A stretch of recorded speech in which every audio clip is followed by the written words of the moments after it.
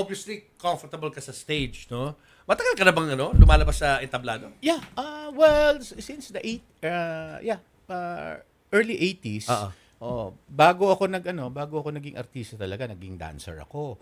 And then Dancer sa Vicor crowd. Wow! Viper dancer ka. Ay, yung mga swing. Mga swing. Saturday Night Fever. Parang John Travolta. Ako doon, biktima ako ng John Travolta. Dahil? Kasi, siyempre, nung napanood ko yung Saturday Night Fever, na-in love ako kay John Travolta, di ba? So, nagpagawa ako nung his famous white suit. So, siyempre, high school pa lang ako noon.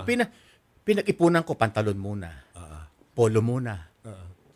Tapos yung suit, di ba? At saka ginagaya ko yung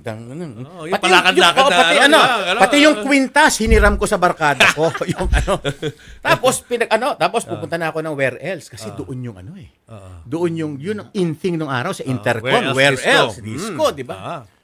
Okay, pinag-ipunan ko rin yung entrance, 120 that time, di ba? Mataas yun, ha? Mahal yun, 1977, 78, di ba? Meron tayong ganong scene, di ba? Meron disco scenes dito sa Silver Lining. So ngayon, ang problema, pagpasok ko, poging-pogi ang feeling ko. Pag 10 kaming nakaganon. baka nakita mo pa si Kokoy Laurel doon. So, 10 kami sa dance floor. Pare-pareho kayo, mga magkakamukha. Paano ka napunta sa teatro? May mga naging kaibigan ako na medyo nag-artista na ako for a while. Tapos parang walang nangyari. I was in college. Sabi ko, mag-aaral na lang ako. Until the late Lino Broca told me, you audition to this play. Ang title, Felipe de las Casas, that will be directed by Nonon Padilla. Sabi ni Lino Broca, you should work with this director. He's the only, coming from Lino Broca, the only true artist in the Philippines. Work with him. I auditioned and luckily I got the part. And up to now, whatever problem or things na na-encounter ko, I go back to what I learned from this guy. Parang siya yung naging Bible ko. At maraming actors na gano'n. John Arcilla, ni Bueng Camino. Lahat. Teatro din. Yun. Saan ka mas happy? Theater or movies Pareho or naman. TV?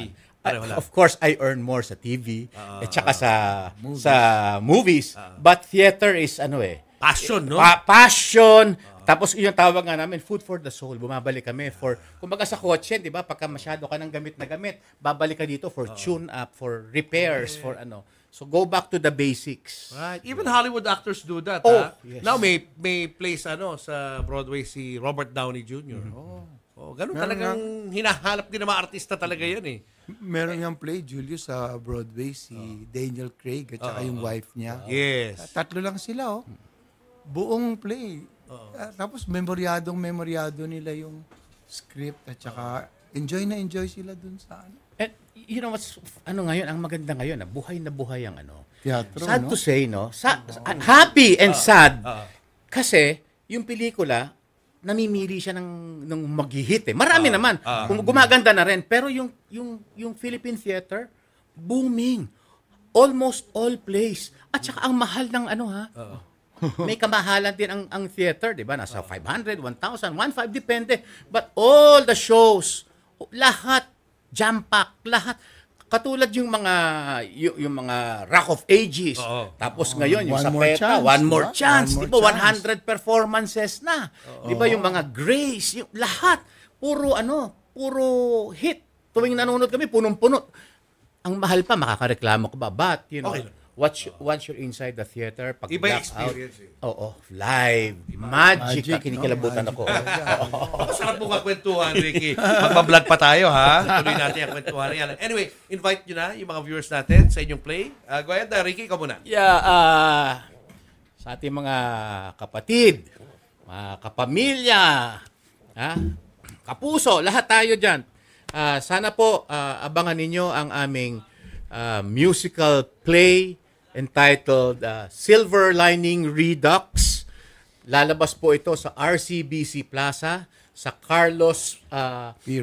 Romulo Auditorium sa November 8, 9, and 10, November 15, 16, and 17. Ito po ang first 2 weekends ng Nobyembre. Sana po abangan ninyo, panoorin ninyo.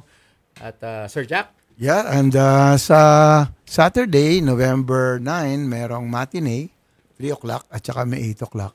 Tsaka sa November 16, Saturday din, meron ding matinee. And then, tickets are available at tickettome.net.